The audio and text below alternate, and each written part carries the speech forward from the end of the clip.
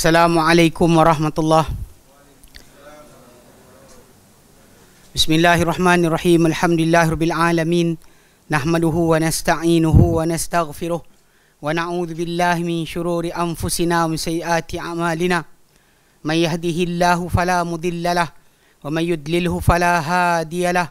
Ashhadu an la ilaha illallah wahdahu la syarika lahu wa ashhadu anna Muhammadan abduhu wa rasuluh. Allahumma salli ala Muhammad wa ala ali Muhammad kama sallaita ala Ibrahim wa ala ali Ibrahim wa barik ala Muhammad wa ala ali Muhammad kama barakta ala Ibrahim wa ala ali Ibrahim fil alamin innaka Hamidum Majid. Rabbi shrah li sadri wa yassir li amri wahlul 'uqdatam min lisani yafqahu qawli, amma ba'd. Alhamdulillah, kita bersyukur kepada Allah Subhanahu wa taala kerana dapat kita berkumpul lagi. InsyaAllah hari ini menyambung kelas pengajian kita berkenaan fusul fi usul tafsir. Yang kali terakhir kita bincangkan, Alhamdulillah kita dah habiskan berkenaan dengan tafsir ma'thur, yang mana kita kata ada sedikit salah faham. Macam dikatakan oleh pengarang buku kita berkenaan dengan disebut tafsir ma'thur ni lawan tafsir bil ma'kul ataupun bil ra'i. Kerana tafsir ma'thur ni macam kita sebut itu, banyak orang faham automatik dia adalah wahyu lah. Mana benda yang tak masuk akal, yang jangan dipikirkan dengan akal langsung. Sedangkan tafsir ma'thur ni tadi, kalau betul daripada Quran macam kita terangkan itu memang Allah Ta'ala firmankan, Allah Ta'ala terangkan balik apa yang dia nak dengan kalimah tersebut, maka itu memang tafsir yang tak boleh kita lah. Dan kemudian juga tafsir Nabi SAW, itu dikira ma'thur yang betul. Adapun yang pendapat para sahabat berkenaan dengan dua orang tafsir Quran dan Quran, kalau para sahabat cakap dan itu pendapat dia, maka itu dikira tafsir sahabi lah. Tafsir sahabi. Kalau tabi'in, tafsir tabi'in lah. Dia bukannya balik kepada automatik tafsir ma'thur. Macam dia terangkan itu, kenapa berhenti dekat tabi'in, sedangkan tabi'in pun ramai juga ulama. Macam Imam Syafi'i, tabi'in. Dia bukan tabi'in Imam Syafi'i, Imam Malik, Abu Hanifah, Imam Ahmad bin Hanbal. Mereka adalah tabi'in, tapi mereka tak masuk dalam senarai nama tersebut. Jadi sebab tu kita bincang itu, kita diterangkan, Alhamdulillah. Dan kita ambil semua tafsiran tu kata, kalau Rasulullah terangkan tafsir Nabawi, kalau sahabat tafsirkan tafsir sahabi, kalau tabi'in tu adalah tafsir tabi'in sebenarnya, kalau dia terangkan Quran. Okey, dan kita bincangkan itu, kalau dia kata kita punya garis panduan kita adalah, kalau sekiranya apa diriwayatkan oleh daripada Nabi SAW, daripada tafsir baginda terhadap Quran, itu adalah jelas itu tafsir ma'thur. Kalau para sahabat, perkara yang para sahabat ijma', atau apa yang para sahabat riwayatkan daripada perkara yang ghaibi, seperti sebab turun ayat dan sebagainya, yang hukum marfu', sebab turun ayat, perkara ghaibiyat, maka dianggap juga ma'thur. Yang ketiga, apa yang mereka ijma', para sahabat ijma' juga, atau para tabi'in ijma', ini disusulkan dengan yang ma'thur, dan wajib diambil kerana ijma' adalah hujah. Okey. Kemudian kita bincangkan sekiranya diorang bercanggahan atau berpendapat, kalau dia kata contoh macam sahabat ni, okay, selain itu maka bab ijtihad, selain daripada yang tu ia adalah bab ijtihad, tak kira sama ada sandaran dia adalah bahasa atau selain daripada alat-alat ijtihad di dalam tafsir. Dan tafsir tabi'in juga disusul dengan ma'thur bila dia disepakati oleh mereka. Apa selain itu maka ia adalah tafsir dengan pendapat. So jadi patah balik kepada tafsir bil ra'i, tafsir sahabi dengan tafsir tabi'in punya syarat, dan kita nak kata ia diterima atau wajib diterima atau tidak, kita tengok balik kat situ. Siapa tak dapat tengok, patah balik kepada kita punya syarahan dekat Facebook. Baik, hari ini kita akan masuk kepada tajuk baru, ikhtilafus salafi fit tafsir, percanggahan salafus salih dalam tafsir. Okay, al-ikhtilafu sunnatun fil bashar. Percanggahan ni adalah satu sunnah, satu perkara yang tabi'i pada manusia. Wa kullu syakhsin yanzuru ila al-mas'alati min zawiyatin wa yahkumu 'alaiha hasba nazarihi wa ijtihadihi. Dan setiap orang, setiap individu akan melihat kepada satu persoalan dari satu sudut, dan dia akan menghukum ke atasnya mengikut pandangannya dan ijtihadnya. Ini adalah benda yang tidak ada siapa tak faham. Sebenarnya memang kita panggil apa, ini yang saya ingat, saya sebut itu, ada orang kata kalau sahabat boleh bercanggah, kenapa kita tak boleh bercanggah? Alasan dia kisah Nabi SAW pesan pada para sahabat jangan solat asar kecuali di Bani Quraizah. Dia jadikan kisah tersebut sebagai alasan untuk kata bercanggahan tu boleh. Sedangkan para sahabat Nabi SAW, percanggahan mereka berakhir dengan rujukan kepada baginda SAW.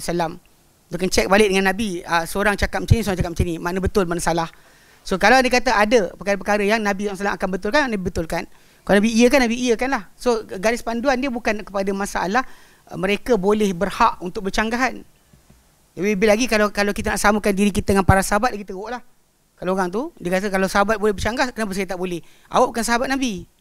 Sebab tu awak tak boleh bercanggah, tak boleh lawan apa yang telah diijma' oleh mereka.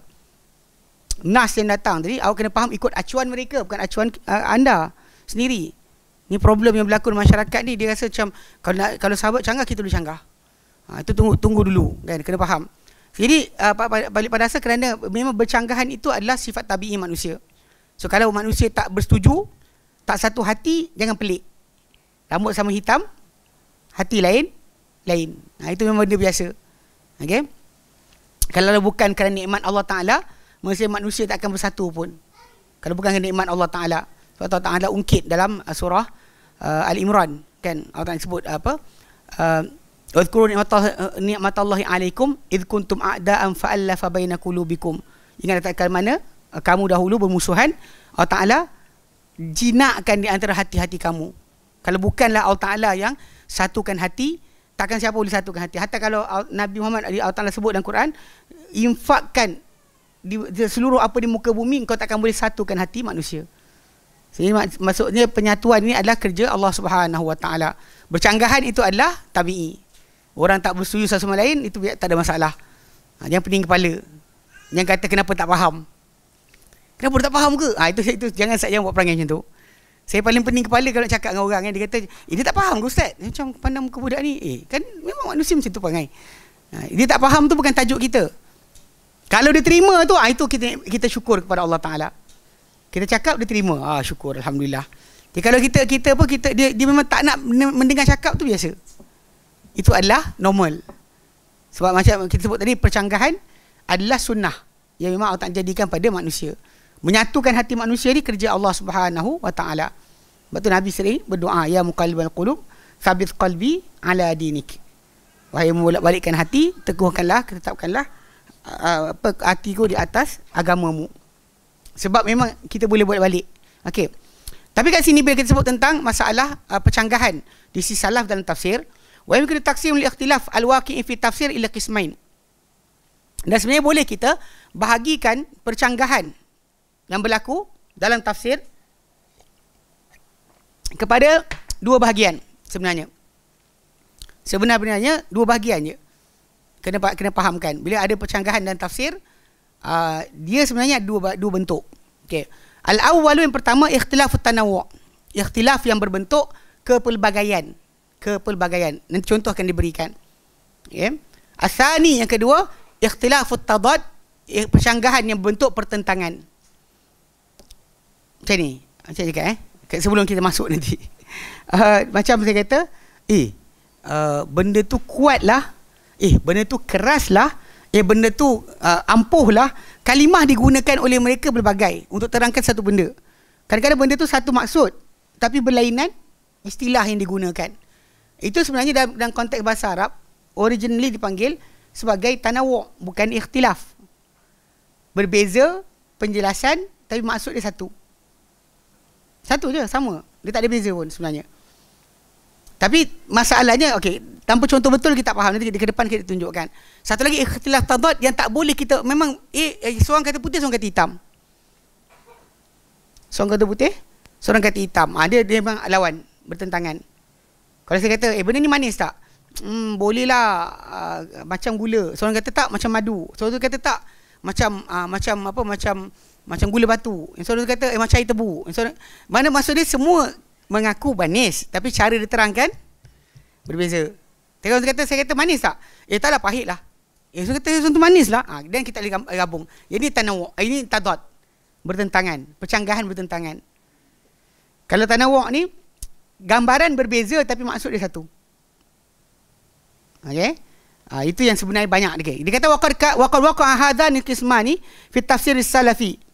Dia kata sungguh telah terjadi dua bentuk ini dalam tafsir salaf. Tafsir salafus soleh.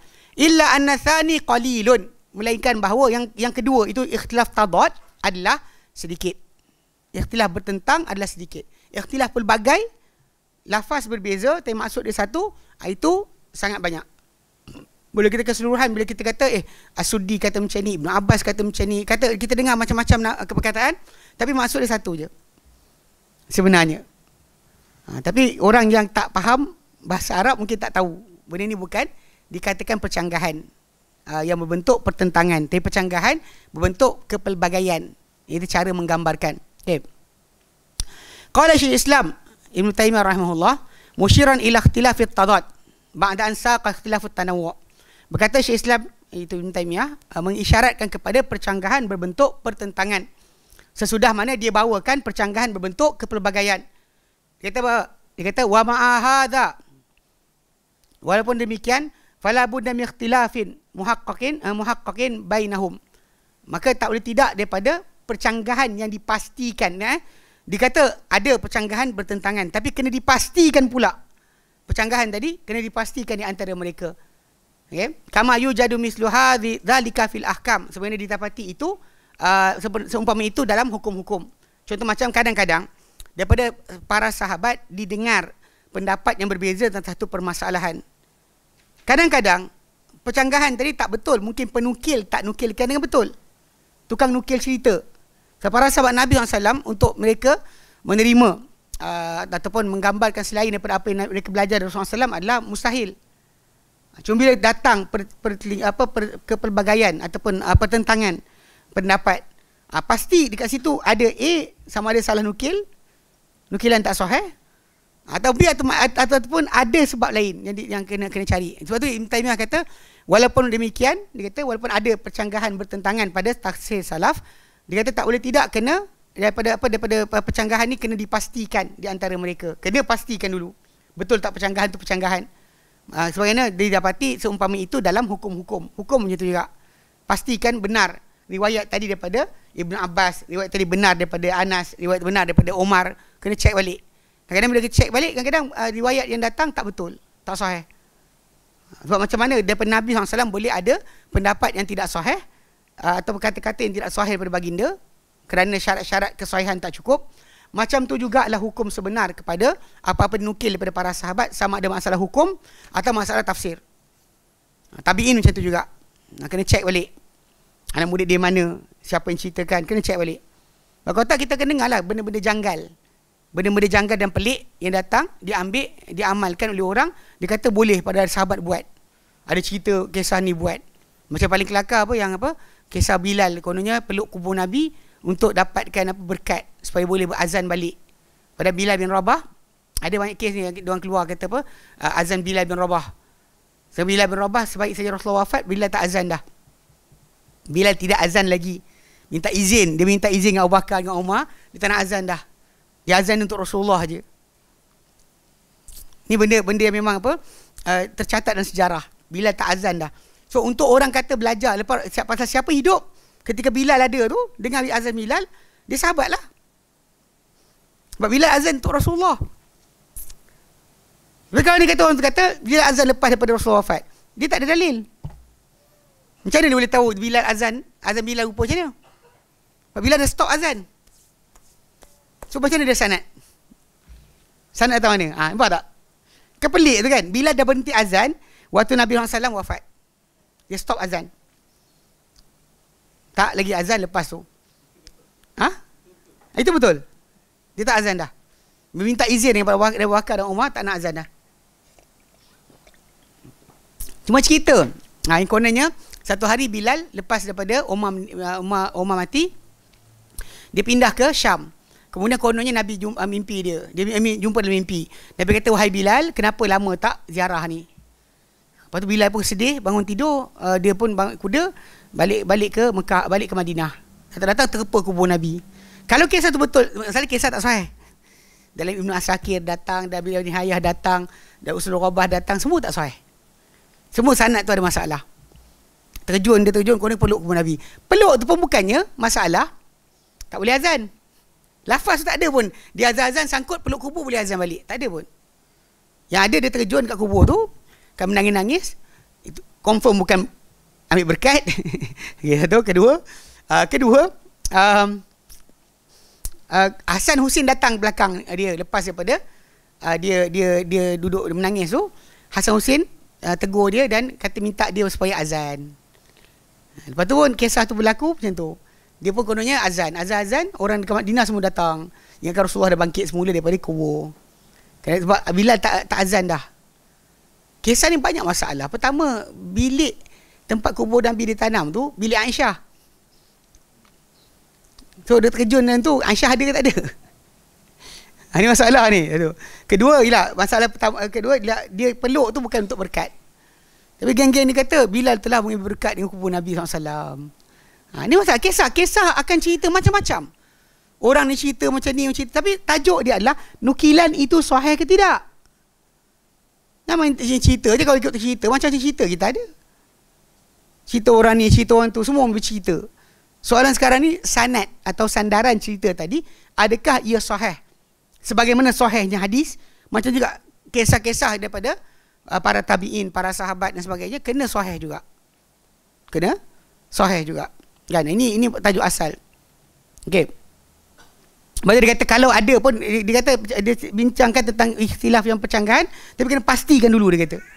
Pasal kerana kadang-kadang dia rasakan benda tadi tak boleh berlaku. Tak akan ada para sahabat percanggahan. Okey. Dia kata waqad asyara ila wujud ikhtilaf at-tanawu'i 'inda salafi. Sungguh telah mengisyaratkan pada wujudnya percanggahan kepelbagaian di sisi salafus soleh, Ishaq bin Rahaweh, Sufyan ibn Uyainah, Hasan al-Basri. Okey, dan naqala dzalika anhum, telah menukilkan perkara itu daripada mereka al-Imam Muhammad bin Nasr al-Maruzi yang mati tahun 264. Memang ada dinukilkan daripada Ishaq bin Rahaweh atau Rahuyah, Sufyan bin Uyainah, Hasan al-Basri tentang percanggahan dalam kepelbagaian, bentuk kepelbagaian di sisi salaf. Dinukilkan oleh ulama tentang perkara itu. Qala Imam Muhammad bin Nasr al-Maruzi, dia kata apa? Wa sami'tu Ishaq yaqulu, aku mendengar Ishaq bin Rahaweh, salah perawi Bukhari Muslim, yaqulu, dia kata fi qaulihi, pada firman Allah Subhanahu wa taala dalam surah An-Nisa ayat 59, wa ulil amri minkum, dan orang akan ati Allah wa ati Rasul wa ulil amri minkum, taatilah Allah, taatilah Rasul, dan taatilah ulil amri di kalangan kalian. Ni disebut kan. Okay, dia kata apa? Dia kata qad yumkinu an yakun tafsirul ayati ala ulil ilmi. Okey. Dia kata boleh jadi tafsiran dia ayat ini ke atas ulil ilmi. Ulil amri ay ulil ilmi, orang berilmu, memiliki ilmu. Wa ala umara'i saraya, demikian juga ketua-ketua pasukan tentera. Li'annal ayata al-wahidata yufassiruha ulama ala awjuhin. Kerana ayat-ayat yang satu ditafsirkan ia oleh para ulama di atas bentuk-bentuk, beberapa bentuk. Walaysa dzalika bi ikhtilaf, dan itu bukannya percanggahan. Okay, sebenarnya bukan percanggahan pun. Kalau dia kata ulil amri itu ulama ataupun ulil amri itu umara, sebenarnya tak salah. Zaman Nabi dahulu, untuk dilantik menjadi ketua tentera, orang tu paling kurang kena hafal Al-Baqarah. Nabi tanya surah apa? Dalam satu hadis Sahih Muslim, dia bertanya hafal surah apa? Nak nanti ketua ni surah apa? Bila orang paling muda di kalangan orang yang ada tu, seorang budak muda kata aku ada hafal surah sekian, surah Al-Baqarah. Engkau hafal surah Al-Baqarah? Kata aku hafal surah Al-Baqarah. Nabi kata pergilah engkau ketua mereka. Dan memang Nabi hantar pun para sahabat untuk pergi ke mana-mana mengajarkan Islam, pun orang yang sama. Umar pula macam tu juga, bila dihantar gubernur ke Syam, ke Mesir, ke Iraq, pun orang yang dihantar tadi bukannya orang yang biasa, semua berilmu. Bahkan datang bukan setakat untuk mentadbir, bahkan untuk menyebarkan Islam. Umar tak pilih orang lekeh-lekeh pergi. Dia hantar orang yang memang terkenal berpengetahuan untuk pergi. Ibn Mas'ud dihantar. Maksud dia kalau kalimah ulil amri tu bermaksud dengan ulama dan umara pada zaman Umar bin Khattab, pada zaman Abu Bakar, pada zaman Ali, mereka betul. Semua orang tu adalah sama. ulama dan umara tu adalah orang yang serupa. Faham tak? So tak pernah ada percanggahan pun sebenarnya. Daripada mula tak ada canggah sebab orang yang sama. Sebab saya ulang balik pasal Nabi nak lantik ketua tentera, Nabi tengok orang yang hafal Quran paling banyak. So memang dia alim lah. Dia ulama. Lepas tu dia lantik sebagai umara. Betul lah. Zaman Umar macam tu juga. Aku utuskan umara ni, dia disebut, dia kata untuk mereka menyampaikan Islam, mengajar agama Allah. So umara itu ulama. Ulama itu umara sebenarnya. Lepas zaman Bani Umayyah yang ada timbul perbezaan. Ulama tu lain, umara tu lain. Lepas zaman mereka, lepas zaman para sahabat yang awal, ya. Dekat situ dah mula start timbul. Ada umara, amir-amir, ketua-ketua, gubernur-gubernur ni yang kurang faham agama. Kemudian ada ulama yang tak duduk sekali dengan diorang. Tak nak jawatan pun. Sampai dipaksa ambil macam Abu Hanifah kan, dihukum, dipukul untuk ambil jawatan. Malik bin Anas dihukum tak nak ambil jawatan. Semua mengelak tak nak ambil jawatan. Sedangkan orang ulama, dia tak nak. Itu ada beza. Imam Syafi'i pernah pegang jawatan sebagai ketua atau gubernur di Yaman. Dia pernah pegang jawatan. Lepas tu diorang khianat dia. Nak hukum dia, bawa jumpa depan Harun Ar-Rashid. Lepas tu tak jadi nak hukum dia. Itu kisah benar. Maksud dia memang ulama dan umara ni zaman para sahabat, zaman para tabi'in awal, memang ulama dan umara tu adalah orang yang sama. Sebab tu tak pelik boleh timbul daripada mereka dua terjemahan tadi. Itu ulil ilmi, ada juga alal umara saraya. Sama betul lah. Dan orang kita kemudian yang duk was-was macam mana satu, tak. Zaman Nabi dahulu ketua tentera dipilih macam tu. Orang paling alim Al-Quran dilantik menjadi ketua. So ulama dan umara satu. Kalau kita buat apa benda ni, keputusan ni, kita ambil siapa nak jadi ahli parlimen, hafal Al-Baqarah. Gagal semua. Tak kira parti apa, percaya je kak. Ya betul. Parti-parti Islam pun kadang bukan yang hafal sangat pun. Yang hafalnya anak-anak mereka mungkin kot. Abah-abah ni tak hafal kadang. Betul. Cerita macam mana? Tak betul lah, tak dengan perintah lah, macam pasal diorang ni adalah wakil kepada, panggil apa, pengganti kepada pengurusan masyarakat. Untuk urus ke masyarakat, mereka lah yang diberikan bertanggungjawab. Betul lah, taat lah. Tidak kepada benda yang maksiat, ya. Memanglah. Nabi berikan garis panduan, la ta'atil makhluqin fi maksiatil khaliq. Tiada ketaatan pada makhluk, kepada makhluk, pada menderhaka pada Tuhan, pada yang menciptakan. Betul lah, itu umum. Pada benda lain betul lah suruh, contoh macam dia suruh pakai mask, pakailah. Dia suruh bawa sejadah, bawa lah. Dia bawa sejadah, dia tak suruh kata satu sejadah satu orang. Dia tak kata pun, kan? Ada tulis? Tak ada kan? Yang orang kita duk nonong je. Duk apa tak nak rapat kaki, kenapa? AJK tu kata, AJK tunjukkan dalam borang tu mana dia? Kata tak boleh. Nombor satu dah kata tanpa jarak. Dia cuma kata masalah sejadah aja, bawa sejadah, masalah dia. Video tu bukannya AJK masjid, bukannya orang Jabatan Agama Islam buat. Itu bukan Jabatan Agama Islam punya orang tu. Yang buat video tu kan. Bukan orang Jabatan Agama Islam. Ni sekarang ni mana mandai ni? Serius.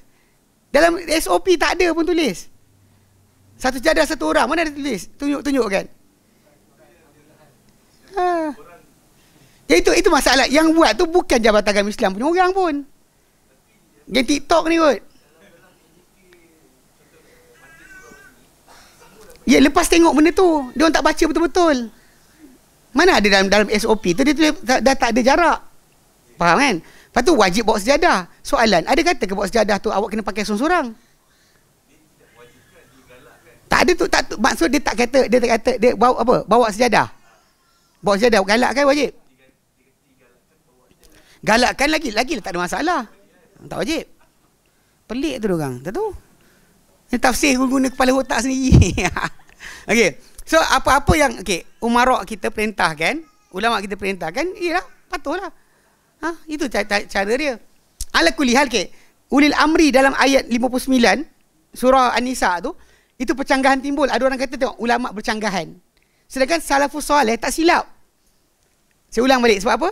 Sebab memang ketika zaman salafus soleh dahulu, ulama dan umara tu orang yang sama. Syekh Umar, dia pemerintah, dia juga mufti. Dia mufti. Antara orang yang dirujuk dalam masalah apa, hal ehwal halal haram dalam agama lepas Rasulullah wafat, 7 orang. Umar, Ibnu Mas'ud, Ibnu Abbas, Ali, Zaid bin Thabit, Aisyah. 7 ni. Dalam ni berapa orang? Ibnu Mas'ud, dia dihantar oleh Umar ke Iraq untuk pengurusan. Jadi macam orang lupa tau sebenarnya, dalam nama-nama yang kita sebut tadi, Ali, diorang adalah gubernur, diorang adalah ulama. So sebenarnya tak ada percanggahan pun. Orang sangka bercanggah. Tapi sebenarnya tak bercanggah pun. Mungkin lepas satu masa dah berpisah. Mana apa umarak tadi mungkin daripada keturunan tidak daripada orang yang alim diambil, dipilih, maka naik mereka tanpa ilmu. Kemudian dia pilih pula ulama lain untuk jadi sebelah dia. Itu berlakulah perkara berkenaan. Jadi pemisahan tu dilihat kat situ, sedangkan sebenarnya asal bukan pisah. Satu. So ulil amri tu, bila kita dengar ulama atau umara, jawapannya sebenarnya betul. Dua pihak kata tak salah pun. Bahkan ketika zaman salafus soleh kata macam tu, memang macam itulah keadaan yang terjadi. Ulama tu umara tu ulama. Bukannya ulama lain, umara lain. Kita sekarang kan ahli politik, jahil agama pun tak apa. Jahil agama pun tak apa. Asal dia penasihat je. Yang nasihatkan dia betul, dia tak apa, tak ada resah. Jahil tak macam mana pun tak apa. Berbeza dengan zaman dahulu. Orang akan pilih seorang ketua tadi berdasarkan pada macam Nabi tu buat telah. Tanya hafal surah apa. Ada orang kata, kalau lah dibuat, kan semua ahli parlimen kena hafal Al-Baqarah. Mampus. Semua gagal. Nabi buat. Nabi nak hantar ketua tentera, Nabi tanya hafal surah apa. Hafal surah apa. Dekat situ nilai dia. Kalau agama tak tahu, kita nak jadikan ketua kita buat apa? Agama dia tak tahu. Nak jaga agama kita macam mana? Yang pelik orang kita, nanti tak ada lah tu, dia pandai lah tu. Allahuakbar. Itu pandai. Awak ikut orang macam tu, awak tanggung sendiri. Baik. Okay, dia kata apa? Ya. Yang rosak tu ulama pengampu kan? Tak. Ulama pengampu tak wujud yang ulama. Bila orang tu mengampu, dia kan ulama. Sebab ulama, Allah sebut dalam Quran, dalam surah Az-Zumar, innama yakhshallaha min ibadihi al-ulama. Hanya yang takut Allah di kalangan hamba-hambanya para ulama. Maksudnya orang tu buat benda berkenaan, dia bukan ulama. Sebab ulama takut Allah. Yang tak takut Allah Ta'ala bukan ulama. Pasal banyak orang salah faham bab ni. Contoh macam dia tengok iblis kan. Dia kata iblis ni alim. Siapa kata iblis alim? Kalau dia alim tak lawan Allah Ta'ala. Banyak orang, sampai saya jumpa dekat Perlis, ada seorang pakcik tu. Lepas kelas, dalam kelas tu, dia angkat tangan. Dia kata, Ustaz, boleh tak saya kata yang iblis ni tinggi makrifat? Dia kufur tu sebab tinggi makrifat. Dia macam lepat bongok ni kan. Jadi yang tu lah, kau ni bangang sangat sampai jadi makrifat tinggi sangat sampai lawan Allah Ta'ala. Saya kata, kalau dia kenal Allah Ta'ala, takkan dia buat macam tu. Kalau dia kenal seksaan Allah Ta'ala berat, takkan dia buat. Menunjukkan dia tak tahu. Dia tak tahu sebab dia jahil sebab dia buat macam tu. Sebab tu ilmu ini mengangkat nilai. Kalau dia kata orang tu dengan ilmu dia ada, dia jual agama dia, dia gagal lah. Macam ahli kitab lah. Itu beza dia nak kata ulama pengampu tak wujud. Tidak wujud. Orang jahil pengampu dia ada. Kalau dia tahu nilai dunia yang dia jual, yang dia beli dengan akhirat yang dia jual, takkan dia buat. Tapi kerana tak tahu nilai, maka dia buat.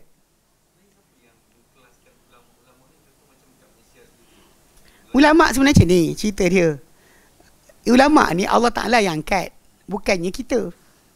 Awak buat persatuan ulama pun tak guna. Faham tak? Ni cakap ni kan orang marah. Dia bukannya awak dapat title ulama sebab awak masuk persatuan ulama. Macam apa? Geng-geng apa? Ahli tasawuf ada persatuan. Bapak saya dulu ada kad. Pertubuhan apa? Ahli pertubuhan tasawuf se-Malaysia. Ada je. Semua orang boleh claim. Masalah sekarang ni, macam juga orang belajar. Ini masalah kadang ada orang tu belajar, peringkat tinggi. Sangat tinggi bab belajar dia. Tapi orang tak nak angkat dia, duduk dia macam tu. Orang tak nak ambil ilmu dia. Sebab tu Allah kata, yarfa'illahu alladhina amanu minkum walladhina utul ilma darajat. Akan mengangkat Allah orang beriman ni kan kamu. Dan orang diberikan ilmu beberapa darjat. Siapa angkat? Allah angkat. Dah habis cerita lah. Dia takkan kita boleh claim diri kita. Kadang-kadang orang claim kan, saya ulama kan. Ada saya jumpa orang dia kata, saya nak jadi ulama ummah. Macam tak apalah, terpulang. Ulama ni bukan jenama, bukan tag title. Alih. Dia bukan title boleh dijual beli. Orang pakai tag name tag saya ulama pun, orang tak hormat, tak guna juga. Pasal benda ni Allah yang angkat. Allah yang angkat. Dan Allah boleh jatuhkan juga. Okay, orang satu masa tu orang kecil, baguslah ustaz ni. Satu masa menyampah. Tengok dah bangang tu. Ada je. Tu basic. So jangan sekali-kali kita nakkan title ulama tadi. Bukan kerja kita. Kalau kita ada ilmu yang orang nak dengar, kita share. Bukannya kerja kita untuk saya dah berdaftar, saya dah belajar, saya dah sekian. Tak guna. Dan belajar mana-mana pun kalau orang tak angkat takkan jadi.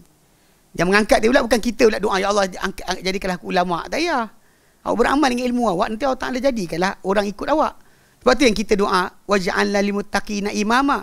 Jadikanlah kami untuk orang bertakwa sebagai pimpinan. Yang doa kita minta tu, minta Allah Ta'ala waj'alna lil muttaqina imama. Jadikanlah kami untuk orang bertakwa sebagai ikutan. Sebab bila kita buat benda yang soleh, orang lain ikut, itulah tajuk dia. Kalau tidak tak guna pun. Allah alam kan. Kadang benda tempat belajar ni tinggi-tinggi, tapi nak jadi ngok-ngek jadi je. Kan? Dapat title apa doktor sekali pun, lepas tu dia pergi ke kepala pengira, kan. Kawan kata nampak bangang juga macam ni. Kan serius kan? Mana bahasa dia punya ada. Baru ni ada siapa budak buat nakal. Dia kata apa? Dia kata waktu nak mati orang nak mati kan. Nabi kata laki ni mau takum la ilaha illallah, saya muslim. Ajarkan orang nak mati dengan kamu kalimah la ilaha illallah. Jadi pergi kat geng-geng ni, tak usah la ilallah hu kan. Orang nak mati hu kan pasal. Dia kata tak boleh lah, ini untuk sufi je. Kita Islam bukan sufi kan. Kami ni muslim. Kami mukmin, bukan sufi. Tahu pelik, tahu lah. Ala kuliah macam tu. Yang tu Haji faham kan? Maksud dia masalah bila orang tu kata ulama mengampu tak? Mana orang-orang masyarakat pun sebenarnya kalau pandai menilai tahu siapa penipu, siapa tak penipu sebenarnya. Siapa yang betul alim yang menyandarkan agama kepada tempat sumbernya, atau orang yang pura-pura tunjuk tak reti tapi tak reti apa pun. Ni kena faham. Okay? Baik. So jadi daripada ayat tadi, ayat surah An-Nisa tadi tu, dia sebutkan tentang percanggahan. Okay? Percanggahan. Sebab kata memiliki ilmu, ada kata umarok, ketua-ketua tentera. Tapi dia kata li'anna ayatul wahidah yufassirul ulama'u ala wajhin. Kerana dia kata ayat yang satu ditafsirkan oleh ulama di atas beberapa bentuk. Walaysa dzalika bi ikhtilaf, dan bukan itu ikhtilaf. Dan saya terangkan sebenarnya kenapa tak ada ikhtilaf kat sini. Sebab memang asalnya ketika zaman salafus soleh dahulu, yang jadi gubernur itu yang dihantar. Contoh Omar sendiri, zaman dia kan penyebaran Islam dengan luasnya sampai Rom dan Parsi jatuh. Ketika itu yang dihantar untuk mengajarkan agama ke negara-negara tadi, diorang jugalah adalah penguasa dan pentadbir. Orang yang layak mengajar agama, dioranglah yang mentadbir dan mengurus. So dioranglah ulama, dioranglah umarok. So memang tak ada beza lah. Tak ada beza pun sebenarnya. Sebab tu ayat tu keluar macam tu. Jadi tak ada perbezaan. Sebenarnya percanggahan pada orang kemudian yang kita nampak ada separation. Ini pemerintah, ini ulama. Dia berlainan. Sedangkan pada zaman para sahabat dahulu, zaman tabi'in, diorang adalah satu. Dia adalah satu. Baik. Wa qala Sufyan bin Uyainah. Ini juga nukilan Muhammad bin Nasr Al-Maruzi. Dia kata, dan telah berkata Sufyan bin Uyainah, laisa fi tafsir al-Quran ikhtilafun idza sahal qawlu fi dhalika. Dia tiada dalam tafsiran Quran percanggahan apabila sahih kata-kata pada perkara berkenaan. Bila sahih, takkan ada percanggahan. Kalau tak sahih, ada kita jumpalah percanggahan-percanggahan yang banyak. Okey. Wa qala, dan dia kata lagi, dia kata adakah ayakunu syai'un azharu khilafan fi zahiri min khunnas. Dia kata adakah yang lebih zahir, adakah sesuatu lebih zahir percanggahan dalam pada zahirnya daripada khunnas. Apakah khunnas? Kan alladhi min syarril waswasil khannas kan. Khannas atau khunnas tu apa dia? Okey. Dia kata lebih zahir berbanding kalimah khunnas. Dia kata kat sini dia kata qala Ibn Mas'ud radhiyallahu anhu ya baqar wahshi. Ia ada lembu yang liar, lembu liar. Kan? Okey. Wa qala Ali, berkata Ali, hiya nujum. Ia adalah bintang-bintang. Qala Sufyan bin Uyainah wa kilahuma wahidun. Dua-duanya adalah satu. Kenapa? Li'anna nujuma takhannasa bin nahar. Kerana bintang-bintang menyorok atau menyembunyikan diri ketika siang hari. Wa tazharu bil lail, dan juga akan muncul bila? Tengah malam. Wal wahsyatu, dan binatang liar juga. Kita idza ra'at insiyan, bila nampak manusia, khanasat, dia akan menyorok. Fil ghaitan, dalam semak-semak, wa ghairiha, dan selainnya. Wa idza lam tara insanan zaharat, bila tak nampak manusia dia akan muncul balik. Okey. Qala Sufyan fa kullu khunnas, semuanya khunnas. Okay, ini sebenarnya percanggahan yang dimaksudkan tu sifat sebenarnya. Khunnas tu yang kejap nyuruk, kejap datang. Kan kita datang macam apa min syarril waswasil khannas alladhi yuwaswisu fi sudurin nas minal jinnati wan nas kan. Khannas ni satu benda yang kejap datang, kejap hilang. Cuma di sisi para sahabat dalam bahasa, diorang gelar dengan kalimah tadi lembu atau binatang liar yang nampak orang dia lari, tak nampak orang dia keluar. Okey? Ataupun macam bintang, ketika siang dia hilang, ketika malam dia datang. Walaupun sebenarnya siang pun dia ada, tapi tak kelihatan. So yang mereka sebutkan sifat, dia bukan tujukan kepada benda atau objek itu tersendiri. Sebab tu kalimah tadi kita tak perlu datang berkeras. Mana satu betul Ustaz? Lembu ke bintang? Saya nak satu je kalimah. Sedangkan cara para sahabat menjelaskan tadi, macam kata Sufyan bin Uyainah, sama. So, bagi mereka adalah masalah benda tu datang, pergi. Sekejap menjenguk, sekejap menyorok. Sekejap menjenguk, sekejap menyorok. Itu maksud yang dia nak. So tak kira dia binatang, dia digambarkan dengan binatang seperti lembu liar, atau digambarkan seperti bintang. Kalau lembu liar ni, kalau contoh macam apa, macam seladang kot. Dia kata apa, jarak berapa kilometer, kita datang tu bau badan kita dia lari dah. Punya dia cepat tangkap bau manusia. Allah lah, dia katakan lagi buru cakap, tak jumpa seladang, tak jumpai dengan mudah. Dalam hutan kita seladang ada, tapi bukan binatang sering dijumpai lah. Beza dengan macam rimau ke gajah keluar tengah jalan kan. Sekarang ni kan. Pasal apa? Tebang hutan elok untuk rimau. Apa benda lah. Baik. Qala Ishaq, berkata Ishaq bin Rahawayh, wa tasdiqu dzalika ma ja'a an ashabi Rasulillah fil ma'un, dan pembenaran untuk itu yang mengatakan bahawa percanggahan tu ada, okay, daripada segi mereka punya, tapi bermacam percanggahan bermacam, berbagai, bukan percanggahan yang bertentang. Okey, dia kata wa tasdiqu dzalika, dan pembenaran itu adalah ma ja'a an ashabi Rasul, apa datang daripada sahabat-sahabat Rasul SAW fil ma'un wa yamna'unal ma'un, dan mereka menghalang al-ma'un. Apakah itu al-ma'un? Yakni ba'duhum qala yakni anna ba'dahum, beliau maksudkan bahawa sebahagian mereka, itu para sahabat, berkata qala az-zakah, ada kata zakat, yang menghalang zakat. Wa yamna'unal ma'un, mereka menghalang akal ma'un. Okey, ada kata zakat. Wa qala ba'dhum, berkata sebahagian mereka ariyatul mata', meminjamkan barang-barang. Contoh orang pinjam periuk ke, pinjam cawan ke, pinjam bekas ke. Itu dia kata benda-benda yang pinjaman yang kita boleh bagi pinjam tapi tak nak bagi pinjam kat orang. Itu panggil yamnaun al-maun, menghalang akan peminjaman barang-barangan. Sebab tu kadang-kadang dalam terjemahan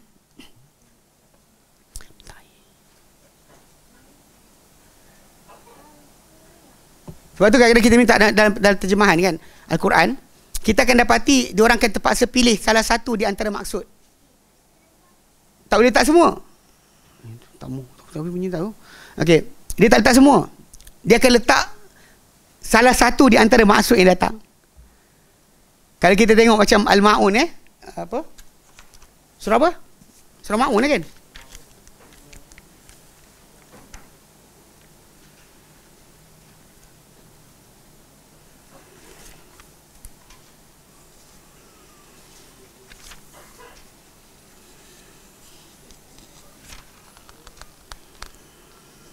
Okey. Surah Maun, dekat sini ditulis surah Maun, surah barang-barang berguna. Al-Maun, barang-barang berguna. Okey, dia kata sini kan. Dia kata sini apa, dan enggan menghulurkan bantuan. Wa yamnaun al-maun. Kan surah ni dan ni. Ini Quran, terjemahan Quran kepada bahasa Melayu Ini baru. Cetakan ni cetakan kedua kot. Tahun lepas dah ada tapi tak dapat macam ni. Tak dapat. Ini antara projek UIA Malaysia.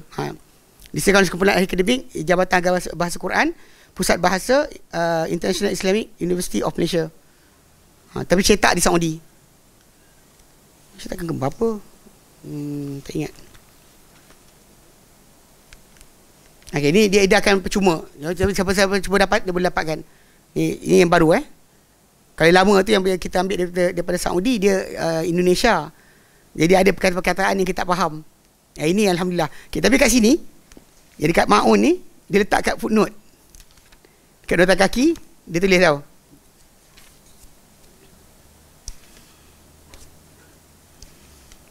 Okay.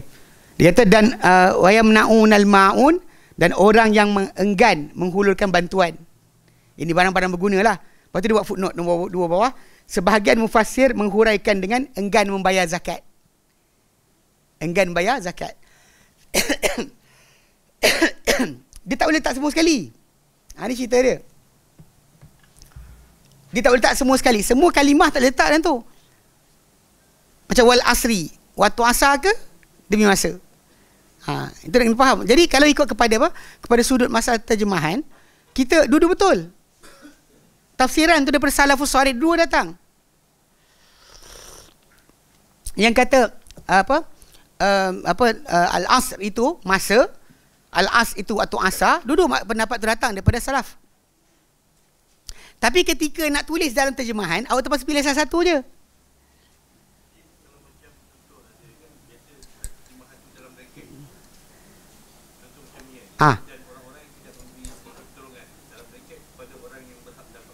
Itu tak ada, itu kepada orang lain.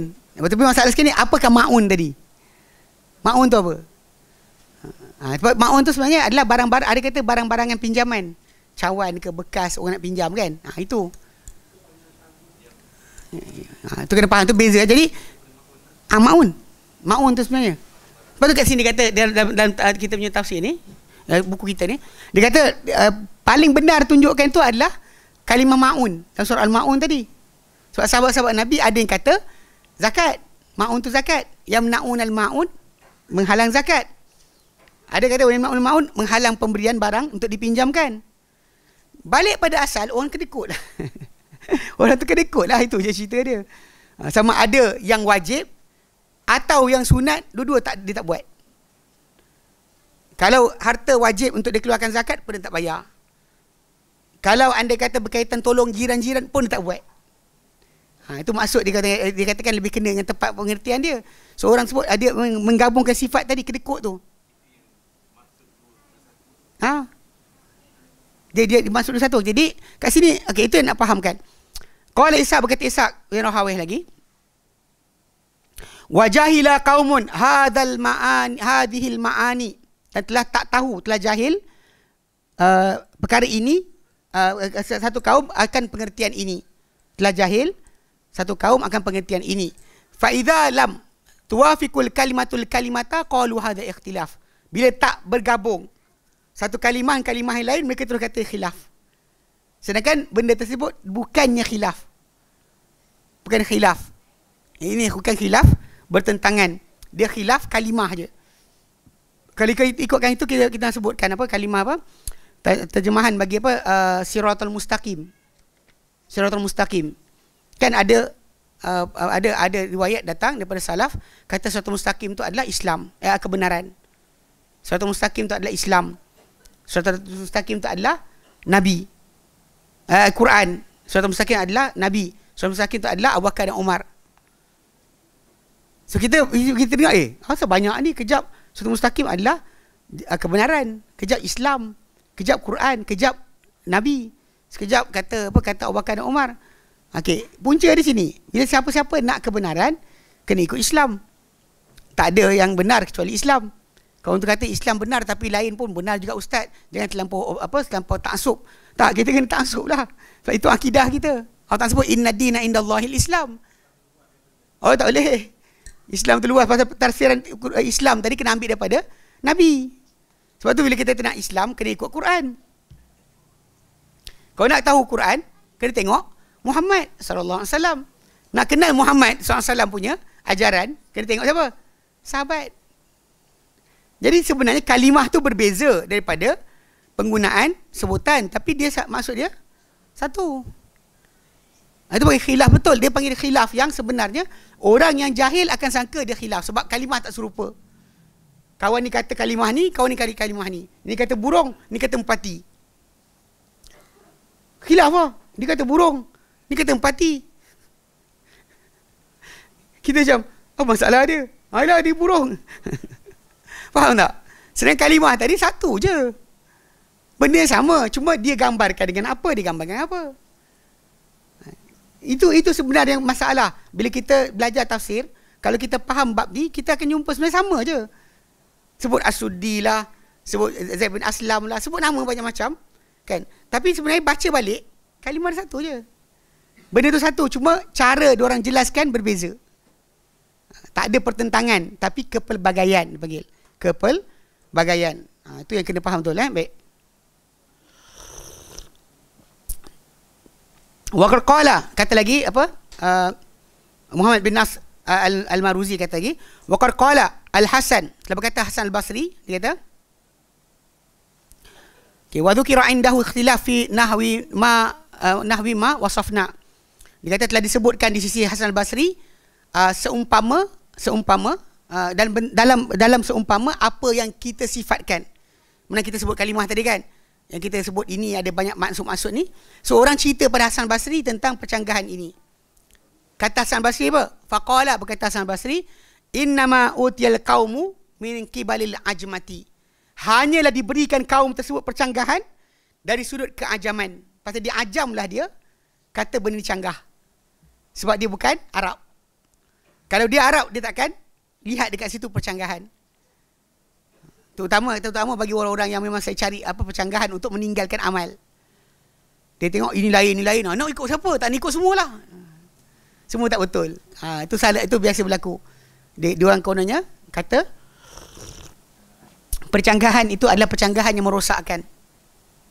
Dan tak ada pun. Sebab tu kata Hasan Basri, innama utiyal qaumu min qibalil ajmati. Hanya diberikan kaum tersebut, maksud dia apa rasa benda itu bercanggahan dari sudut ajam mereka. Sebab mereka ajam, mereka rasa benda itu bercanggahan. Kalau mereka Arab, mereka tak ada masalah. Macam kita sebut hari tu lah, macam kes apa, masalah zalika dengan hadha tu. Hadzal kitab ke zalikal kitab. Kan kita bincang tu.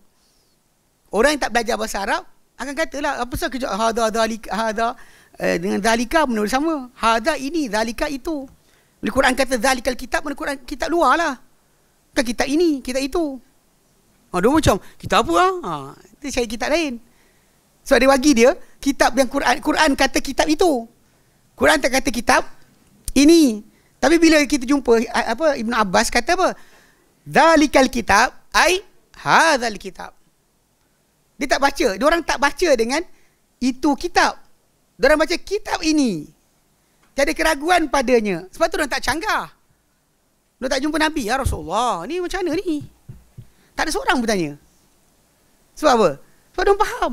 Lepas tu Hasan Basri kata, yang kaum yang kata Quran ni apa dicanggahkan salafus soleh, penjelasannya ini diberikan kepada kaum ni perasaan tersebut daripada sudut keajaman mereka. Ajamnya mereka lah menyebabkan mereka sangka sedemikian. Sedangkan tak ada percanggahan pun. Wa aqada Ibnu Qutaibah Ad-Dainuri yang mati tahun 286, mabahasan, satu kajian, dia telah buat satu kajian fi ikhtilafi tanawu'i wa ikhtilafi tadad, dalam percanggahan pelbagai dan percanggahan bertentangan fi kitabih, dan kitab beliau Ta'wil Mushkilil Quran, penjelasan kemushkilan Al-Quran. Dia ada kitab Ibnu Qutaibah Ad-Dainuri.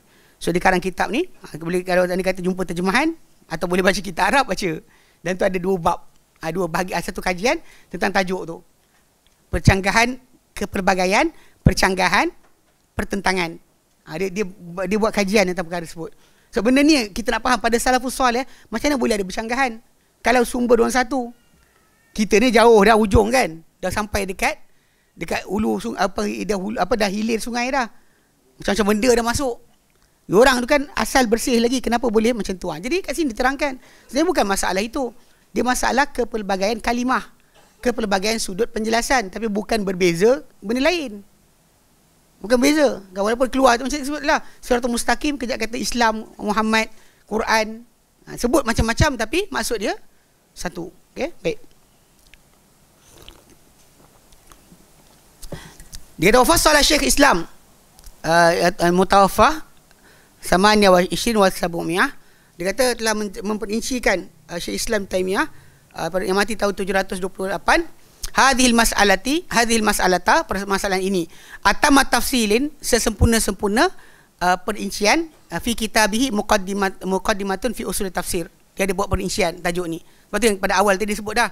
Lepas dia kata walaupun begitu, kena dipastikan sebenarnya percanggahan tu betul ada.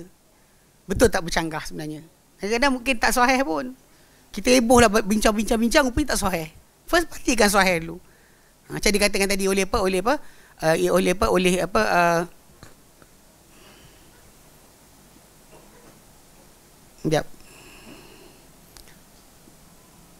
Bukan atas sikit dia. Okey. Dia kata Sufyan bin Uyainah kata tiada dalam tafsir Quran percanggahan apabila sahih kata-kata atau pendapat dalamnya. Kalau sahih takkan ada percanggahan. Macam hadis lah. Bila hadis tu sahih, takkan ada percanggahan. Bila dhaif ke, maudhu' ke, startlah dia akan mula contradict dengan yang menjadi usul dalam agama. Okey. Okey, dia kata sini, dia kata okey,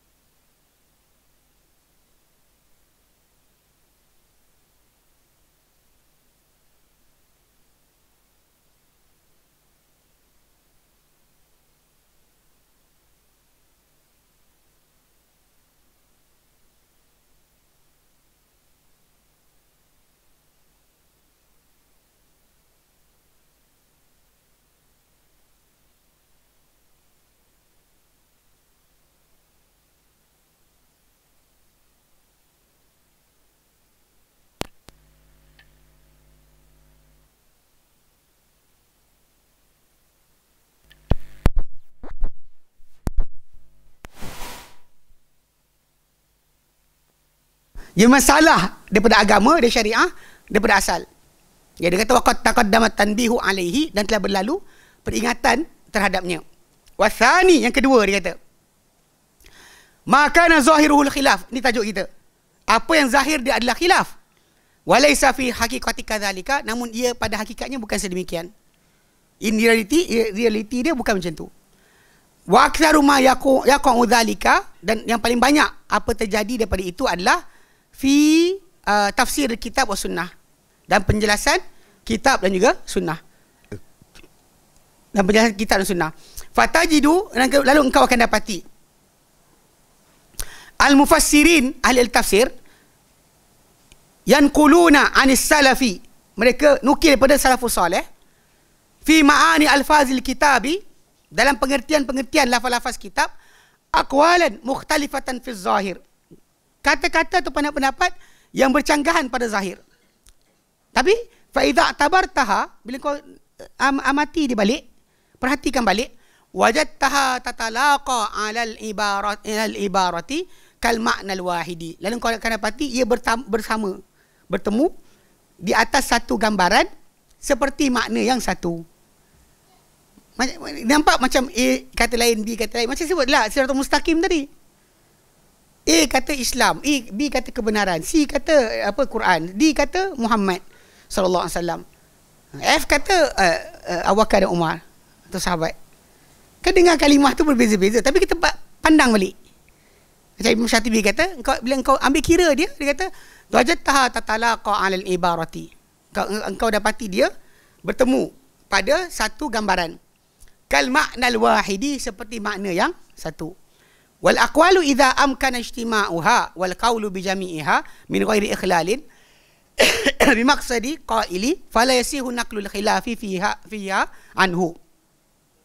Dan pendapat dia kata, apabila boleh untuk digabungkan ia dan dikatakan dengan kesemuanya, kita pakai semua kata-kata tadi, tanpa merosakkan terhadap tujuan yang mengatakan. Macam orang tu kata, kawan saya datang, bukanlah Abu, dia kata Abu datang, Abu kawan dia, okey, Abu kawan dia, tapi dia kata sepupu datang, sepupu dia Abu tu lah kawan dia. Faham tak? Abu itu sepupu dia, kawan dia, kan, nama Abu, kan, yang kahwin dengan orang Sarawak. Dia sebut semua sekali tu ada satu. Tapi semua A kata macam ni, B kata macam ni, C kata. Tapi bila kita boleh gabungkan pengertian kata-kata dia tadi dengan gabung semua sekali, kita kena gabungkan, maka tak sah dinukilkan percanggahan padanya daripada orang tersebut. Tak boleh buat macam tu, kata Imam Syatibi. First tadi macam lah, macam kes macam lah, benda tak ada khilaf lah. Yang dia datang dengan ada pendapat kata boleh tu, tu sewil kan. Yang banyak orang katakan ni ada khilaf, semua khilaf. Dia ingat suka hati dia je khilaf. Tu yang saya dengar ada orang kata, dia punya nak kata khilaf tu ada pada semua benda. Lepas sekali dia kata apa? Kentut pun ada ulama kata khilaf. Saya kata siapa cakap? Ijma' kot. Semua kumpulan Syiah ke semua sekali, semua kata kentut batal wuduk. Dia boleh kata tak batal. Dia kata ada pendapat kata tak batal. Saya kata siapa? Yang ada jahat juga, kita kata siapa? Sebut. Dia macam tu. Siapa? Mana ada? Kalau belajar kitab fiqh, buka semua kitab, ijma'. Masalah tu batal kan? Wuduk. Datang dia tiba kata ada khilaf. Dia bukan apa ayat suka ada khilaf ni. Ini saya cakap dia ada khilaf. Ini tak boleh bang, ada khilaf. Dia memang ada khilaf je. Sujud dekat ke guru ada khilaf. Semua ada khilaf. Makan babi ada khilaf. Lah, serius. Kali ikut babi tu kan, ada orang kata daging je yang haramnya, tulang tak. Kita macam pandang atas bawah. Tapi lah, khilaf tu muktabar ke tidak? Kalau orang tu kata dia keluarkan pendapat, kemudian lepas kesepakatan para sahabat di atas perkara tersebut, yang datang baru ni kita tak pakai. Macam Imam Syatibi katalah, dia kata-kata yang salah, yang bercanggahan dengan apa yang diketahui daripada syarak. Apa saya nak pening kepala? Dia pelik juga kan, kita semua ada khilaf, Kan? Sampai last sekali, makan tangan kiri ada khilaf. Makan tangan kiri pun ada khilaf. Tak ada khilaf tau. Makan tangan kiri haram, tak ada khilaf. Wallahualam, pelik kan. Orang kita ni suka main khilaf. Ada khilaf Ustaz. Kita kata je benda ni haram, ada khilaf. Itu kena faham. Jadi Imam Syatibi kata kadang-kadang benda tu bukan khilaf pun. Yang pertama yang memang dia salah. Mencagahan dengan syariah. Atau B, benda tu memang ada tak khilaf pun dari kalangan para salaf salih. Yang ini tajuk kita dalam masalah tafsir ni. Tak ada khilaf pun sebenarnya. Tapi diorang yang sangka khilaf.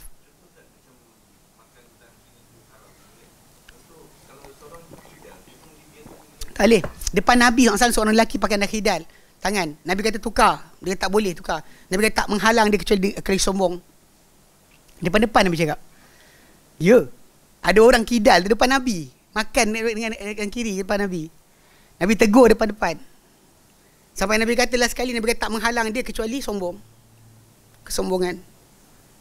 Dia pasti boleh. Betul. Isi saya kidal. Makan lah kanan. Cacat tak tahu buat apa lah. Rumpuh tak je lain lah kan. Tapi masalah sekarang ni yang tak ada. Tak ada alasan lah. Mak Saleh je dia konon duduk London. Kan London kan pisau kanan tangan kiri. Nyok nyek kan. Ngarut. Ni sewil. Baik. Dia protokol. Karut. Okay, baik. Yalah latih. Boleh latih sebenarnya. Dah jadi pun. Isi saya pakai. Tak ada benda masalah. Boleh je. Baik. Okay. Dia kata apa? Wali Syekh Muhammad bin Salih bin Utsaimin taqsimul ikhtilaf fi tanawwu' wa tadad. Dan Syekh Muhammad bin Salih Al-Utsaimin dia ada pembahagian bagi percanggahan tanawwu' dan juga tadad.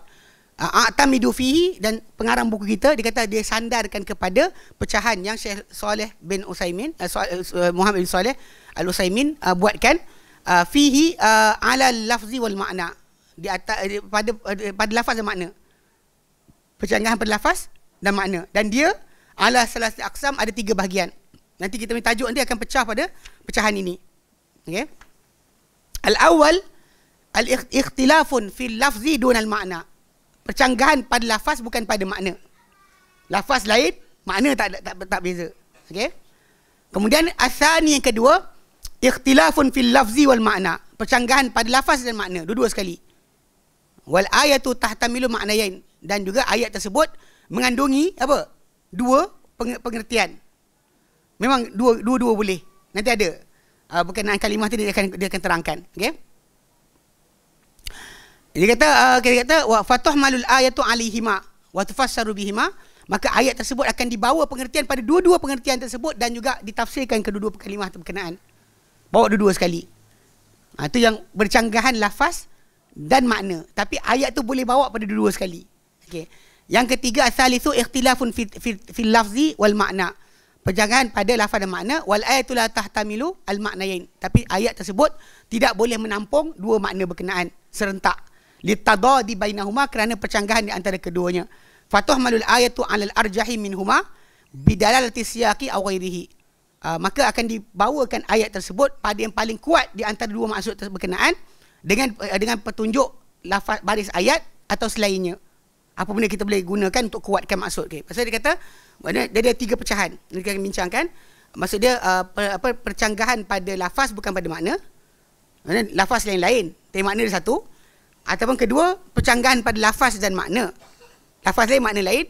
Tapi ayat tu boleh tanggung dua-dua sekali. Boleh masuk dua-dua maksud dia. Okey? Maka dibawa dua-dua sekali. Tak ditinggalkan salah satu pun. Ataupun yang ketiga, ayat tadi apa tafsiran yang datang tadi bercanggahan lafaz dan makna dan tak boleh digabungkan serentak. Maka dia akan dibawa kepada yang paling kuat di antara dua pendapat tadi berdasar kepada baris ayat atau sebab-sebab yang lain. Ada hadis ke ada sebagainya, kita akan bawa ke situ. So itu insya-Allah nanti kita akan masuk kepada pecahan kita nanti. Okey, ikhtilaf yang tanawwu' ni macam mana kita nak fahamnya dia pada pecahan yang Syekh Ibn Utsaimin buat tadi. Syekh Salih bin Utsaimin buat tadi, itu yang pengarang buku kita dipakai untuk terangkan macam mana ayat-ayat apa percanggahan tadi. Sebenarnya yang tanawwu' ni pada dua perkara tadi sebenarnya tak ada masalah pun. Yang tadad tu itu yang baru kita akan percanggahan yang bertentangan, yang kita akan menggunakan tarjih. Kita nak kuatkan benda satu. Antara paling kuat masalah ni adalah kes apa, quru'. Wal mutallaqat yatarabbasna bi anfusihinna thalathata quru'. Wanita yang diceraikan kena tahan diri daripada berkahwin sebanyak 3 kali. Quru' tu suci ke haid? Itu je. Kalimah tu, quru' tu datang dua maksud tadi. Dalam bahasa Arab, suci pun datang, haid pun datang. Tapi masa tak boleh gabung serentak. Tak datang, tak boleh gabung. Suci dan haid, mana suci, haid dah. Kat situ kita akan bincang insya-Allah. Macam mana cara pentarjihan. Tapi kalau yang pertama tu macam kes lain, yang kedua tu macam berbeza lafaz, beza lafaz, tapi dan makna, tapi boleh bawa pada semua. Siratul mustaqim tadi. Kebenaran, Islam, Quran, Muhammad, Abu Bakar dan Umar. Itu kita akan cuba nanti terangkan insya-Allah. Okey, baik. Wallahu a'lam, berhenti situ. Dekat dalam nota lama tak, dah ni kat sini nota baru dia asingkan. Dia tak pada tajuk baru. Okey, wallahu a'lam. Ada soalan?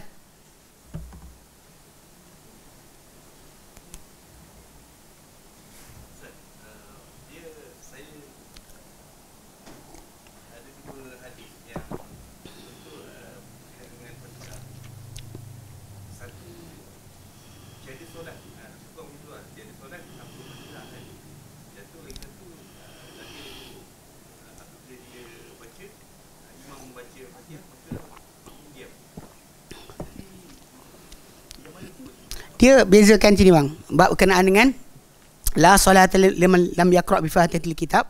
Tiada solat untuk siapa tak baca Fatihul Kitab. Satu hadis.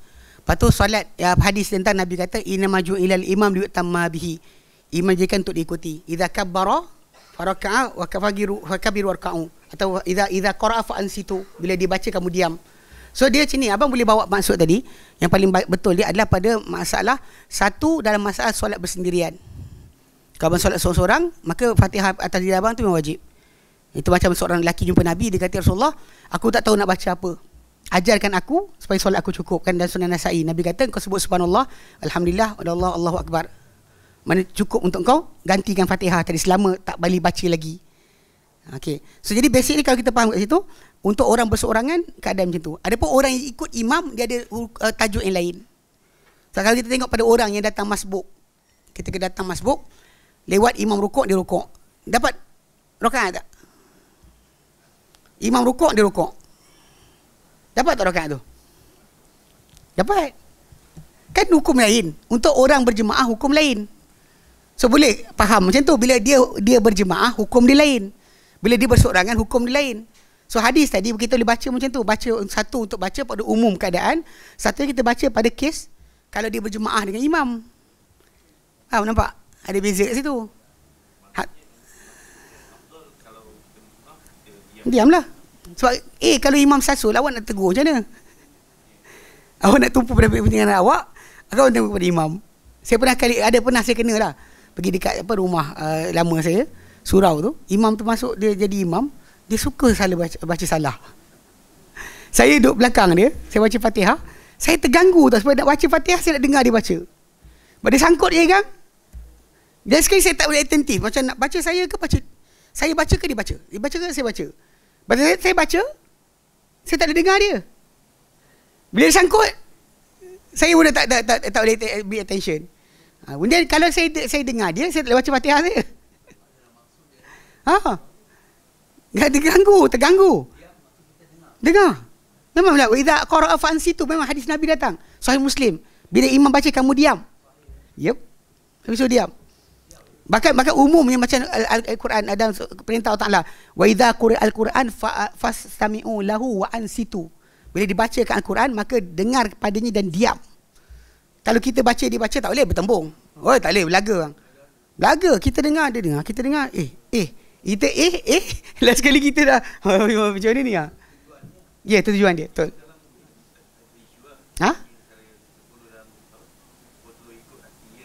Baca apa? Tak ada masalah itu. Tak ada masalah. Tapi yang pentingnya bila dibaca kita diam. Itu tajuk dia pada berjemaah. Kalau berseorangan, wajib lah. Okey? Jelas? Okay, wallahu a'lam. Berhenti sini. Wassallallahu ala Muhammadin sallallahu alhamdulillahirabbil alamin. Subhanallah anta astaghfiruka wa atubu ilaik. Assalamualaikum warahmatullahi wabarakatuh.